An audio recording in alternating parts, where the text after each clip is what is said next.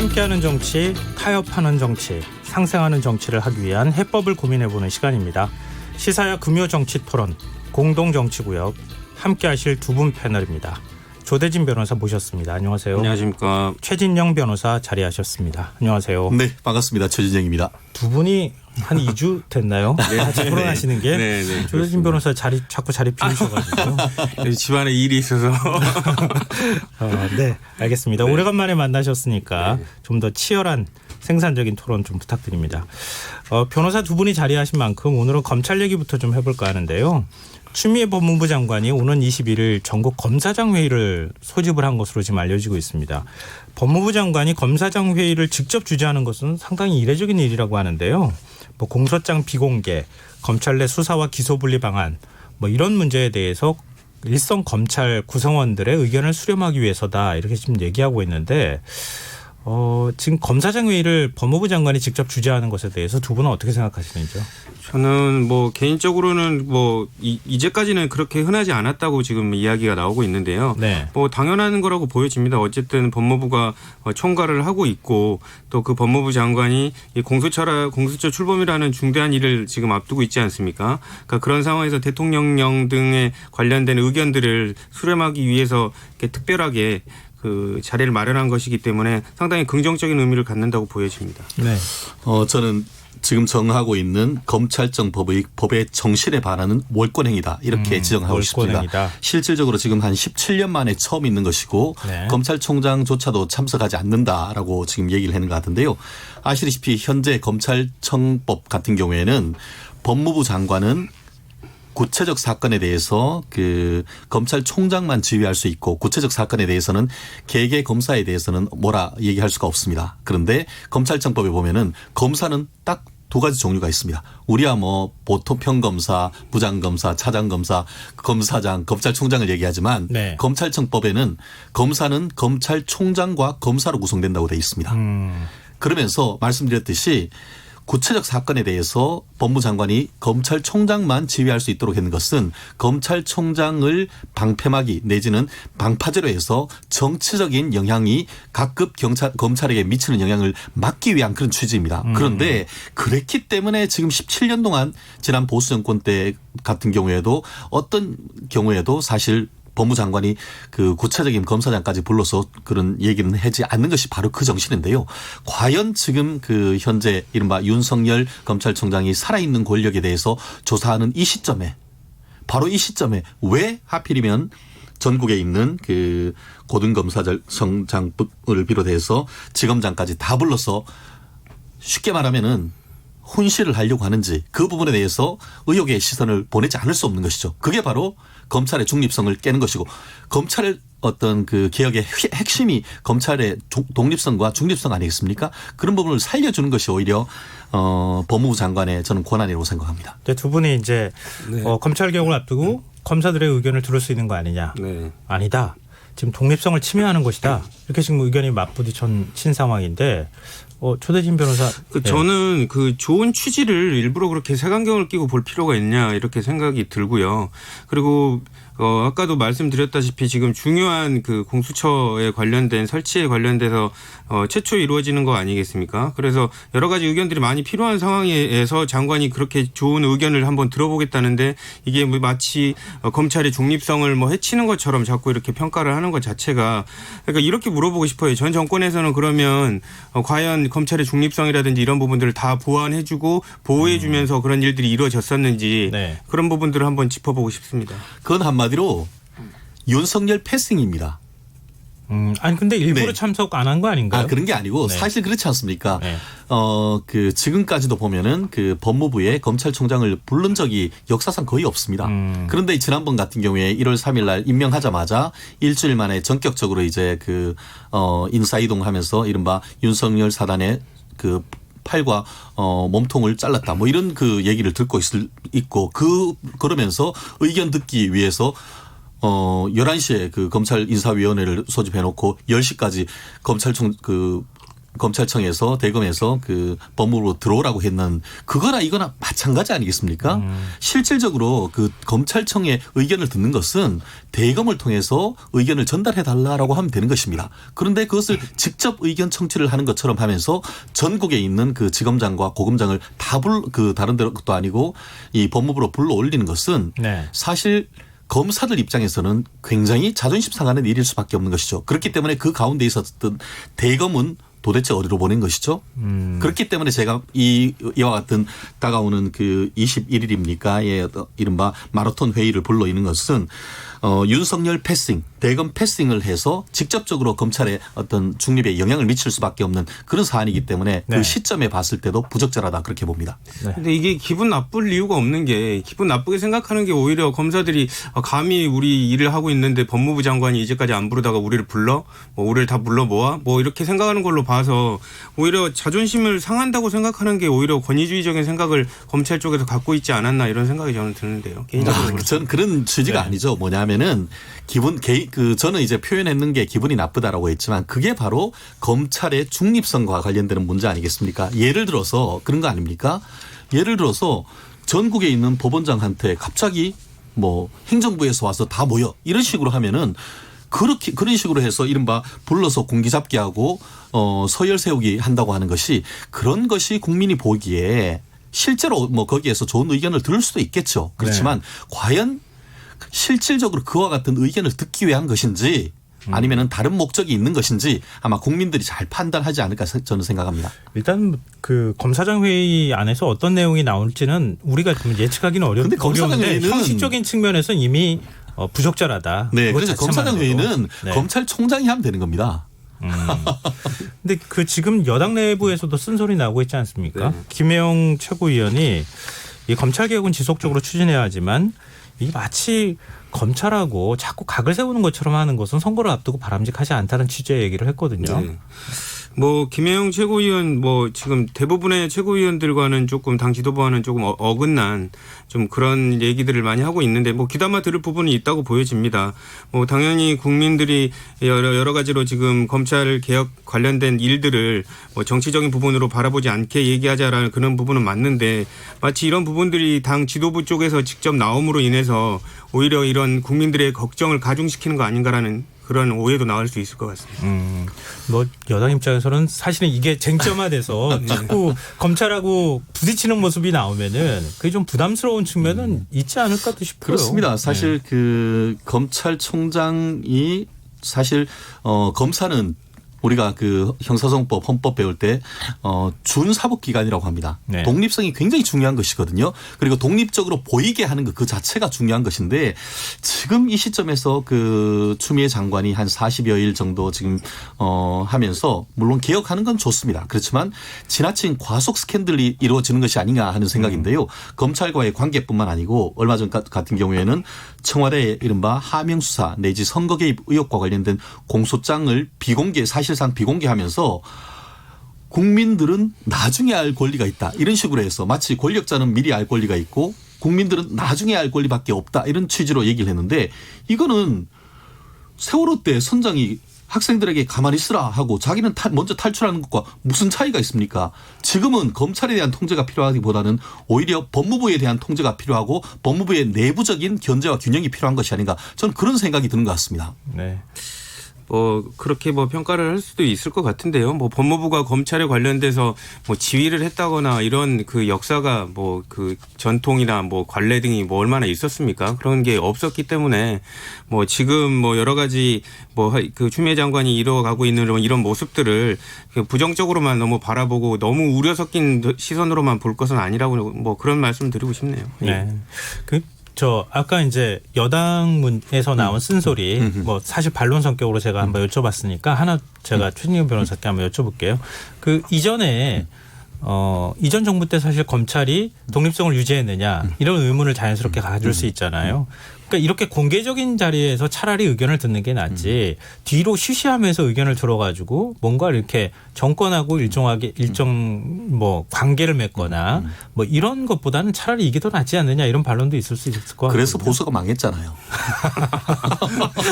깔끔한 단어. 그래서 보수가 망했잖아요. 네. 왜 그 전차를 왜 따라하려고 하죠? 네. 그래서 보수가 탄핵당했고 보수가 지방선거, 대선 줄줄이 망하는 거 아닙니까? 이렇게 된 것도 윤석열 총장 그 국정원 댓글 사건 쫓아보내고 그러다가 된 거 아닙니까? 네. 그때 그 문재인 대통령 그때 문재인 의원이 성명을 뭐라고 했습니까?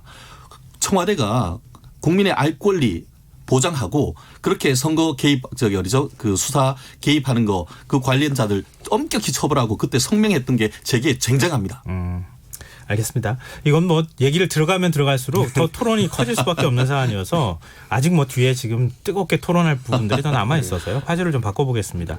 지금 민주당만 빼고 투표하자라는 취지의 칼럼을 쓴 임미리 교수와 언론사를 고발하면서 지금 선거법 문제 위반으로 고발을 했잖아요. 지금 논란을 빚고 있는데 뭐 고발을 일단 취하하긴 했습니다. 네. 근데 계속 논란이 지금 커지고 있거든요. 표현의 자유를 침해했다 이런 논란에 대해서는 어떻게 보십니까? 제가 먼저 말씀을 드릴까요? 네. 아니 뭐 곤란하시면 최진영 변호사께서 먼저 말씀하시죠. 먼저 얘기하세요. 제가 매를 먼저 맡겠습니다. 네.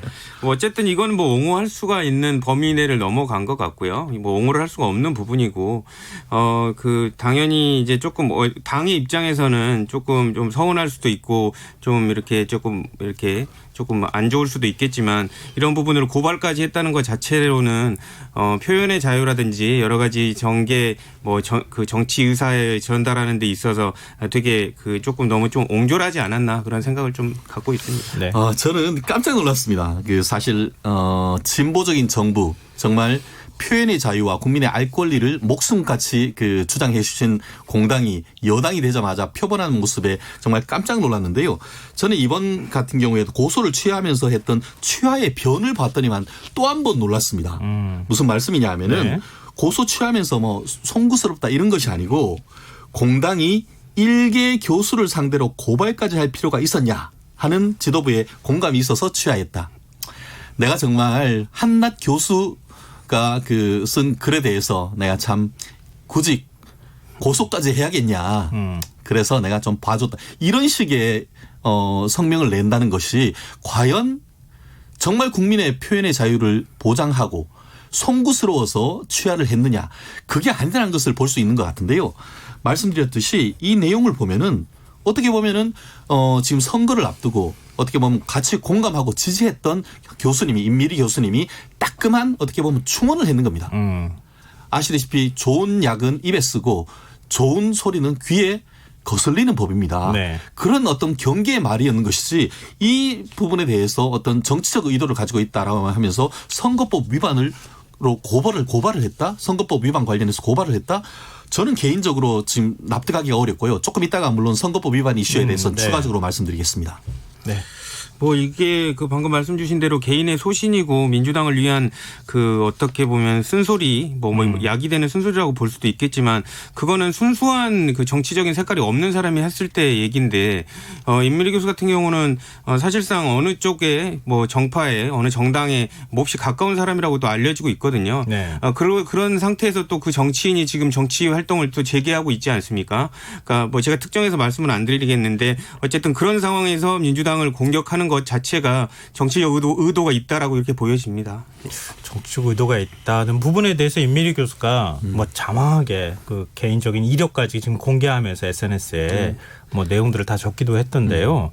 근데 지금 안철수 전 대표 싱크탱크였던 내일에 실행위원 출신이라고 하는 점을 민주당에서 얘기를 했어요. 네.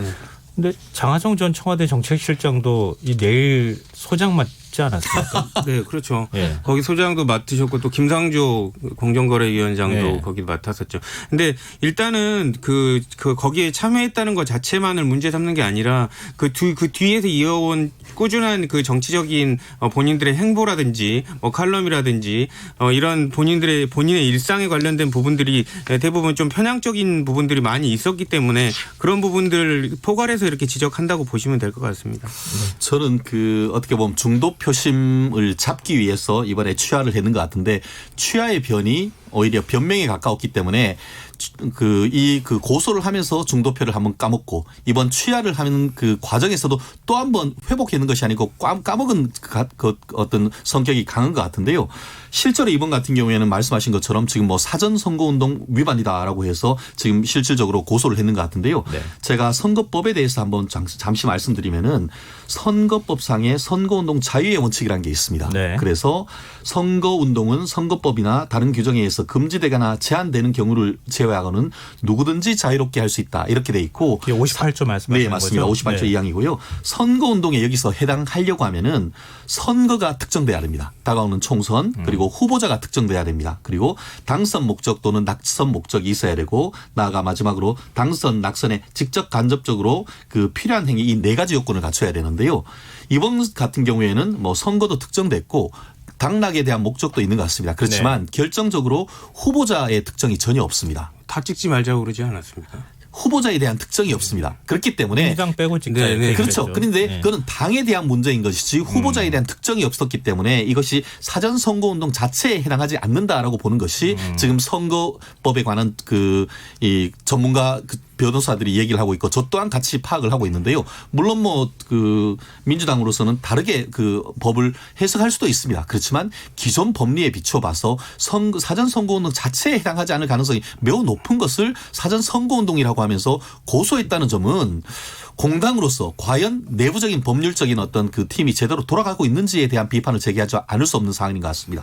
그 선거법 위반이 나중에 가서 유죄 판결 받을 가능성도 없는데 선거법 위반으로 지금 고발 조치를 했다고 하는 부분에 대해서는 어떻게 보세요? 저는 충분히 가능하다고 보여지고요. 네. 이제 물론 이제 법률가들끼리 해석하는 그 범주에 따라서 다르겠지만 아까 저는 이제 후보자에 관련된 특정이라든지 뭐 낙선 목적 뭐 이런 부분들은 그 발언을 했던 사람의 뭐 지위라든지 배경을 가지고 충분히 누구를 이렇게 지정하고 있는지 그거 충분히 그 예상을 할 수가 있다고 보여지거든요. 근데 이 부분을 봤을 때 지금 임미리 교수 같은 경우에는 명백하게 지금 한쪽 입장을 가지고 그리고 또 누구를 또 낙선시키고 싶어 하는지 목적들이 다 나와 있었기 때문에 관련된 부분들이 충분히 선거법 위반의 소지가 있다고 보여지고 이게 감정적으로는 뭐 이게 조금 너무한 부분은 있어도 법적인 요건을 전혀 갖추지 못해서 비판을 받아야 될 상황은 아니라고 봅니다. 그 부분은 저 또한 이제 대법원 양형위원회를 그 전문위원을 하면서 선거법 양형 규정도 제가 만드는데 했던 기억이 생생한데요. 실제 사전 선거운동이 특히 이제 사전 선거운동이 되려고 하면은 그 행위가 특정 후보자, 예비 후보자 또는 후보자가 되는 자를 위한 행위여야 사전 선거운동이 대상이 되는 겁니다. 그러니까 예를 들면 뭐 특정 후보를 상대로 해서 낙선 운동을 하거나 그렇죠. 뭐 이런 표현이 돼야 그게 돼야 되는데 이 칼럼 같은 경우에는 특정 후보자를 지칭한 것이 아니기 때문에 이는 이른바 정치적 표현의 자유에 해당하는 것입니다. 결국 이와 같은 것은 그 민주당의 고발은 선거운동 내지 정치적 표현의 자유에 대해서 재갈을 물린다라고 할 수밖에 없는 그런 것이라고 저는 해석하는데요. 물론 달리 해석할 수도 있습니다만 적어도 지금까지 있는 대법원 판례에 비춰봤을 때는 제 해석이 더 합당한 것이 아닌가 저는 개인적으로 생각합니다. 네, 최대진 변호사님 지금 의견이 다르셨잖아요. 네. 구체적으로 죄형 법정주의에 비춰서 한번 좀 말씀해 주시죠. 어떤 점이 선거운동이었는지. 그러니까 제가 아까 말씀드렸던 부분은 이게 세밀하게 들어가게 되면 어쨌든 문구의 해석이라든지 이런 부분들을 봐야 되지만 제가 아까 말씀드렸던 전체적인 부분, 전체적인 그 의도를 봐야 된다라고 저는 아까 말씀드리지 않았습니까? 그러니까 그런 의도를 봤을 때는 충분히 선거운동에 그 관련돼서 선거운동이 해당된다고 보여지고요. 이런 법의 위반이라고 보여지는 위치에 있었기 때문에 선거법 위반이라고 저는 보여지는 겁니다. 저는 그러면은요. 네네. 그 부분은 이제 얘기를 서로 간에 그렇기 찬반 때문에 얘기를 미측 하셨으니까. 효과를 노린 네. 어떻게 보면은 지나친 고수라고 볼 수 있다고밖에 볼 수 없는 겁니다. 근데 앞서 이제 선거법 58조 말씀하셨지만 네네. 누구나 자유롭게 선거운동해도 돼라고 법에는 돼 있는데 그 뒤에는 이렇게 하면 안 되고 저렇게 하면 안 되고 저렇게 해서도 안 그렇죠. 되고 예외 조항들이. 계속 지금 규제를 하고 있단 말이에요. 선거법을 조금 더 자유롭게 풀어줘야 되는 것 아니냐라고 하는 의견도 일각에서 나오는데 그 부분에 대한 의견은 어떠신지? 그건 제가 먼저 말씀드리겠습니다. 네. 저 또한 100% 공감합니다. 지금 같은 경우에는 이른바 하지 말라는 것 외에는 다 하라. 라는 그 네거티브 시스템으로 해서 옛날보다는 혁명적으로 선거운동 할 수가 있습니다. 실질적으로 옛날 같은 경우에는 투표장 가가지고 사진 찍어서 나오면 무효. 들어가면서 뭐 예. 넘버원 하는 거 아니면 엄지척 하건 아니면은 뭐 빅토리 이거 네. 그거 다 무효가 됐었는데 네. 이제는 지난 선거부터 그 다 가능합니다. 옛날보다 대폭 확장됐음에도 불구하고 여전히 정치 신인 내지는 그 새로 정치권에 뛰어드는 사람은 손발 다 묶어놓고 더불어서 이 정치자금 그 모으는 거 정치자금도 사실은 정치적 표현의 자유거든요. 그래서 미국 같은 경우에는 연방 대법원까지 가서 기업의 어떤 그 선거운동 자금 내는 것 금지하는 것도 위헌이다라고 판단했던 기억이 생생한데요. 지금 같은 경우에는 그 새로 정치에 드는 사람들 같은 경우에는 예비 후보 등록하기 전까지는 돈도 못 모아요. 네. 그런 그런 것들 결국은 그것이 기득권 유지하기 위한 기존 어떤 그 배지들의 그 권한을 유지하기 위한 하나의 진입 장벽이라고 밖에 볼 수 없는데 앵커께서 지적하신 것처럼 선거운동 그 자체에 대한 제한을 좀 더 풀고 나아가서 선거하려면 돈이 진짜 많이 듭니다. 선거 자금에 대한 부분 같은 경우에도 회계나 이런 부분에 대한 투명성을 강화하면서 조금 더 그 부분을 풀어줄 그럴 어떤 입법적 개선이 향후엔 반드시 필요하다고 봅니다. 네, 초대진 뭐 저도 뭐 거기에 대해 동의를 하고요. 헌법상 선거 자유의 그 선거운동의 자유가 보장되어 있기 때문에 이런 부분들을 뭐 문제점 때문에 이런 것들을 축소하고 제한하는 것이 필요는 한다고 보지만 그런 부분들이 원칙적인 선거운동의 자유를 침해할 수가 있다면 그건 또 안 좋은 것이라고 보여지거든요. 그렇기 때문에 원칙적으로는 선거운동의 자유를 이렇게 확보를 하면서 예외적으로만 이렇게 문제가 생길 수 있는 명백한 부분에서만 제한을 하고 있는 게 낫다고 보여지고 지금보다는 그 범위가 조금 더 좀 의사표명의 자유라든지 선거운동의 자유가 조금 더 많이 보장되어야 되지 않나 그렇게 생각을 합니다. 근데 미국 같은 경우에는 뭐 대선 때 그 신문사의 경우에는 특정 후보를 아무리 뭐 공개적으로 지지하겠다 이렇게 또 얘기하잖아요. 근데 우리 국내 신문 같은 경우에는 어느 당을 지지한다고 말은 안 하지만 노골적으로 사실 지지하는 거나 마찬가지 그런 칼럼도 쓰고 사설도 다 쓰거든요. 그렇죠. 근데 그런 문제들은 이거 어떻게 봐야 될까요? 그거는 기본적으로 이제 그 국가의 그 선거 문화, 민주주의의 수준 이런 부분들이 종합적으로 고려돼야 되는 그런 부분이 아닌가 생각합니다. 저도 사실 미국에 그 유학도 하고 살아보면서 보면은 선거가 상시적으로 막 이루어지는 게 그 보이거든요. 그런데 이제 워낙 땅덩어리가 높고 하다 보니까 선거운동 하는지 안 하는지도 모르는 케이스도 많았던 그런 기억이 있는데요. 결국 미국 같은 경우에는 정치적 의사 표현의 자유, 수정헌법상의 표현의 자유를 굉장히 중요하다 보니까 그런 부분을 제한하는 것 자체가 위헌입니다. 결국 표현의 자유에 관한 확고한 어떤 원칙이 있다 보니까 그와 같은 그 선거운동 자체도 정치적 표현의 자유로 다른 표현의 자유보다 오히려 더 강하게 보장하는 반면에 우리나라 같은 경우에는 특히 힘 있는 여당이 여러모로 해서 간접적으로 이 선거운동을 핍박하고 하는 그런 부분이 있어서 지금까지 이런 부분이 좀 논란이 됐었는데 지금 여야가 지금 교체가 된 게 상당히 많잖아요. 그렇다고 하면은 앞으로는 뭐 특히 이번 같은 경우에도 19세에서 투표 연령도 18세로 낮추고 그런 것이 결국 선거 권리의 자유이기도 하고 선거 표현의 자유, 정치적 표현의 자유이기 때문에 그런 자유를 좀 더 허용하는 큰 방향으로 가야 되는 것은 분명한 사실이라고 저는 생각합니다. 그러니까 뭐 미국처럼 우리나라도 그렇게 조금 좀 개방적이고 그렇게 만약에 표현의 자유를 조금 더 존중한다 그러면 이런 논란 같은 것도 안 생겼을 것 같거든요. 그렇죠. 뭐 제한이 되지 않아도 될 사항을 제한을 하면서 이렇게 생긴 문제니까요. 그런 부분을 조금 좀 넓혀주는 게 좋다고 생각을 합니다. 네, 알겠습니다. 지금 여러분께서는 KBS 1라디오 김성환의 시사회를 듣고 계십니다. 금요정치토론 공동정치구역 최진영 변호사, 조대진 변호사 두 분 패널과 함께하고 있습니다. 지금 뭐 여당 얘기를 중심으로 해서 주로 얘기를 한 것 같은데요. 이제는 야당 보수 야당이라고 해야 되겠죠. 야당 얘기도 좀 해보겠습니다. 중앙선거관리위원회가 어제 자유한국당의 비례대표용 위성정당인 미래한국당의 정당 등록을 허용했습니다. 이 여러 논란이 있거든요. 선관위의 유권 해석 적절했다고 보십니까? 저는 부적절했다고 봅니다. 네. 왜냐하면 등록을 불허했어야 된다고 생각을 하고요. 이게 그냥 단순하게 그냥 정당을 만든 게 아니라 명백하게 비례 의석수를 차지하기 위한 정당의 그 다른 꼼수가 섞여 있는 것이기 때문에 단순히 명칭이라든지 이런 부분들 말고 정당 설립의 목적이라든지 이런 부분을 좀 잘 봤어야 됐는데 이런 부분을 너무 형식적으로 생각해가지고 결정되는 거 아닌가라는 생각이 듭니다. 네.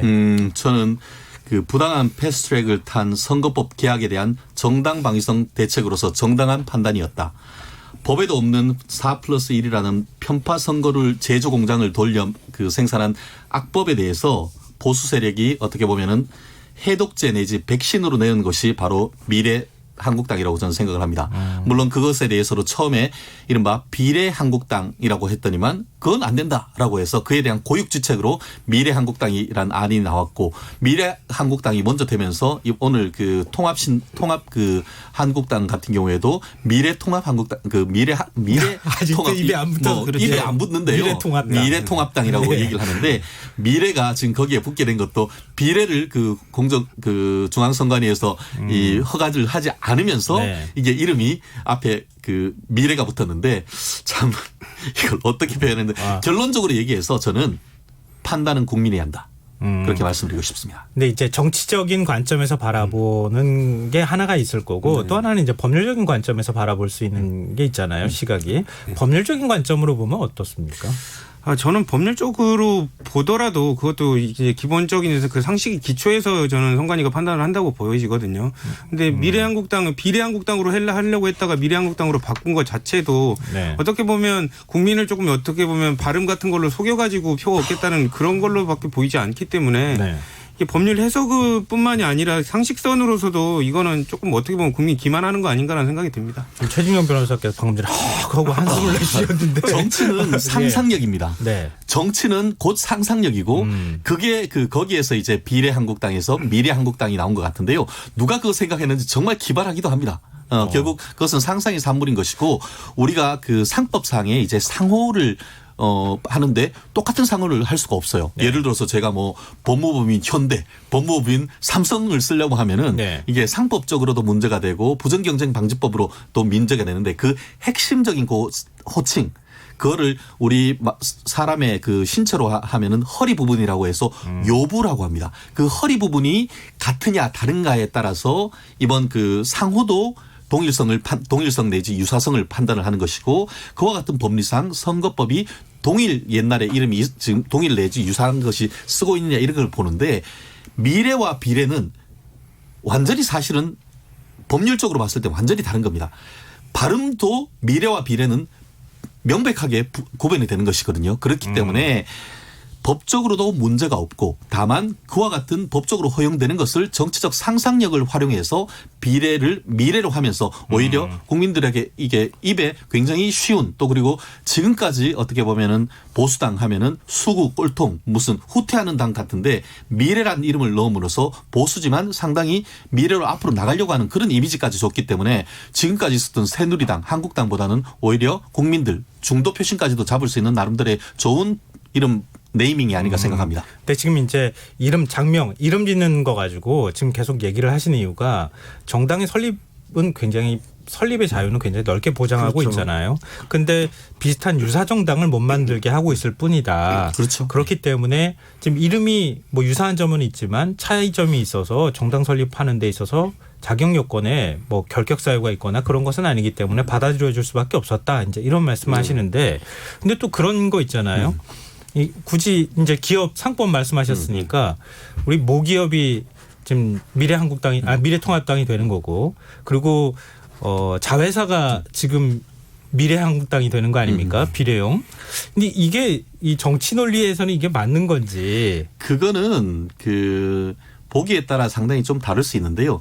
실제로 지금 이렇게 된 것은 이른바 그 민주당과 4+1이라는 데서에서 준도 아니죠. 준연동형 비례대표제를 만든 것에 대한 어떻게 보면 고육지책인 것이죠. 실제 준연동형 비례대표제 같은 경우에는 지금 볼리비아라든가 어떻게 보면 정치적 후진국 몇몇 군데에서 있었던 것이고 그 나라 같은 경우에도 이렇게 우리는 지금 위성정당이라고 하지만 볼리비아 같은 경우에는 제가 아는 한은 그거를 자매정당, 친구정당이라고 불렀던 것으로 제가 알고 있습니다. 네. 그렇기 때문에 지금 여당이나 그 여당에 가까웠던 같은 경우에는 위성정당이다. 뭐 위성이라는 건 지구가 있고 옆에 다리가 달 같은 그걸로 그렇게 표현을 하고 있지만 어떻게 보면은 그게 아니고 친구정당, 자매정당이라고 한다고 하면은 그것은 완전히 또 어떻게 보면은 그 비슷한 이념을 같이 추구해 나갈 수 있는 그런 손잡을 수 있는 정당도 아니겠습니까?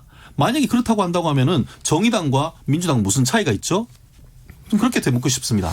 자꾸 4+1 협의체가 무슨 불법적인 구성단체처럼 그렇죠. 말을 하시는데 사실상 그 국회에서 그 의석에 맞춰가지고 통과를 시킨 거기 때문에 그거에 대해서 얘기를 할 수가 없고요. 원내 대표는 왜 있고 원내 정당은 왜 아니 있습니까? 어쨌든 그 부분 자체는 수가 맞았기 때문에 국회법에 정당한 거의 절차를 거쳐서 한 거였고 보이콧한 거는 자유한국당뿐이었지 않습니까? 그렇기 때문에 불법적으로 통과된 건 아니라고 보여지고요. 저는 이제 되묻고 싶은 게 만약에 이런 그 미래 한국당 이렇게 뭐 그 헌법 정신을 가치를 갖고 이렇게 만들었다고 하시는데 이번 선택에서 선택을 못 받으면 그거에 대해서 그렇죠? 승복하실 건지 맞습니다. 한번 묻고 싶습니다. 결국은 그에 대한 선택은 국민이 하십니다. 그런데 문제는 지금 제가 알기로 민주당도 더불어 비례민주당을 참 만들고 싶은 마음은 꿀뚝인 것 같은 걸로 알고 있는데 실질적으로 이른바 깨시민, 깨어있는 시민연대라고 해서 어떻게 보면은 비슷한 듯한 지금 그 모임이 지금 정당적인 성격의 모임이 있어서 야권 같은 경우에는 똑같은 이름으로 만들진 않지만 뭔가 또 다른 어떤 형태의 꼼수를 그 민주당에서 쓰고 있지 않느냐라고 지금 보고 있는데 저는 개인적으로 추측컨대 지금은 명분을 얘기를 하면서 민주당이 비례민주당을 만들고 있지는 않습니다만 다가오면은 여전히 민주당 또한 비례민주당 같은 위성정당 만들 가능성 현재로서는 상당히 있지 않을까 생각합니다. 근데 뭐 그거는 추측인 추측입니다. 거죠. 네. 아직 뭐 민주당에서는 그럴 계획이 되는데 없다고 얘기를 하고 말씀하시는 와중에 네. 진심이 나와버리셨어요. 꼼수라고 나와버리셔서. 꼼수가 아니라고 하잖아요. 그러니까 꼼수라고 나와버리셨기 때문에 저희들은 꼼수를 쓰지는 않습니다. 말씀드렸듯이 그게 꼼수일 수도 있고 정당 방위일 수도 있는 거죠. 근데 이 부분은 어떻게 봐야 될까요? 지금 이제 경상보조금을 이미 오늘 정운천 의원이 새로운 보수당의 정운천 의원이 이 미래한국당 쪽으로 가면서 경상보조금을 한 6억 원 이상, 5억 7천만 원, 5억 7천만 원을 이제 받게 됐다. 근데 뭐 비례용 위성정당을 만드는 것까지는 설립 허가를 받는다 하더라도 이거 국민 세금 아니냐. 나중에 가서 의원들을 더 이동해 가지고 만약에 교섭단체 의석까지 20석까지 만약에 넘어갈 경우에 그럴 경우에는 한 6, 70억 정도를 받을 네, 것이다. 그렇죠. 이런 얘기도 나오고요.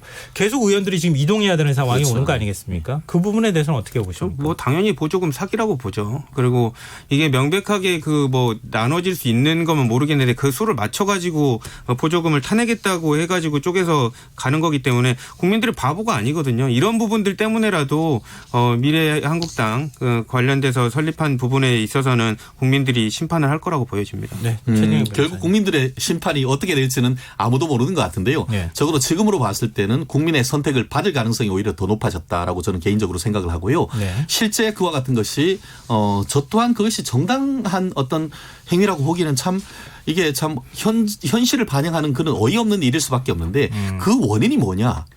원인은 생각하지 않고 현상만 지금 보기 때문에 그런 것인데 네. 결국 준연동형 비례대표제라고 할 수 있는 정의당을 위한 어떤 그런 패스트트랙을 만드는 과정의 부작용인 것입니다. 앞으로 이런 일이 있어서는 안 되고 제가 감히 추측컨대 이와 같은 준연동형 비례대표제는 지금 다가오는 4월 총선으로 그 시효가 끝날 가능성이 매우 높다. 저는 그렇게 단언할 수가 있습니다. 주로 이제 민주당 얘기를 해야 되는데 자꾸 정의당 얘기를 하셔가지고. 근데 그게 왜? 예, 이제 마칠 시간이 거의 다 돼가지고요. 아쉽네요. 이거 하나만 마지막으로 두 분께 한 1분 조금 안 되는 네. 한 40초 정도씩 시간 드리고 싶은데요. 지금 이렇게 미래통합당 같이 이제 보수 진영이 다 하나로 결집되는 이런 당이 만들어질 경우에 이번 선거에는 어떤 영향이 있을 수 있는지 두 분이 한 말씀씩 하고 마무리하는 걸로 하겠습니다. 뭐 저는 뭐 길게 말할 건 없다고 보여지는데 그 뭐 대부분 뭐 그 국민들이 어느 정도 그 뭐 정부에 대한 그 책임도 물을 수 있지만 지금은 야당이 뭐 분열되고 있고 뭐 겉으로는 통합한다고 하지만 국민들 마음을 좀 속이고 있는 부분들이 많거든요. 도로 새누리당이 되는 그런 모습 정도밖에 혁신은 이루어지지 못하고 있기 때문에 이런 부분에 있어서는 다시 한번 국민의 심판이 있을 거고 커다란 파급 효과는 아마 없을 것이다라고 저는 예상을 합니다. 네. 그렇습니다. 이번에 그 총선의 키워드는 두 가지입니다. 하나는 보수통합, 하나는 준연동형 비례대표제.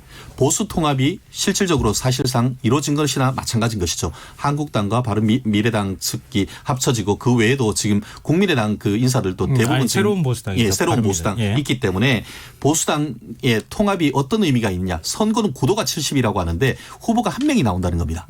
그렇기 때문에 여당은 쪽은 오히려 그 분열돼서 번호가 나뉘는 반면에 야당은 한 명이라는 측면에서 의미가 있고 또 하나 준연동형 비례대표제가 어떤 의미가 있냐면은 그 정의당 굉장히 또 얘기를 하는데 네. 정의당이 어떻게 보면 후보 단일화해서 사퇴하지 않고 끝까지 자기들의 어떤 그 정당의 투표를 얻기 위해서 완주하는 그 가운데 또 표가 분열이 될 수 있기 때문에 오히려 준연동형 비례대표제를 했는 것이 여당의 뒤통수를 칠 수 있는 그런 어떤 하나의 관건이 있을 수 있기 때문에 그 결과가 어떻게 될지 사실 저도 굉장히 궁금합니다. 네. 그럼 뭐 투표함 열어볼 때까지는 아무도 네, 모르는 진짜 거니까요. 아무도 모르는 겁니다. 네. 이번 선거가 이게 어느 한쪽에 금방 이렇게 확 기울어지는 그런 선거는 또 안 될 것 같다 네, 이런 관측이 맞습니다. 계속 나와서 네, 네. 좀 지켜보도록 하겠습니다. 공동정치구역 오늘은 여기까지 하겠습니다. 지금까지 조대진 변호사, 최진영 변호사 두 분과 함께했습니다. 고맙습니다. 감사합니다.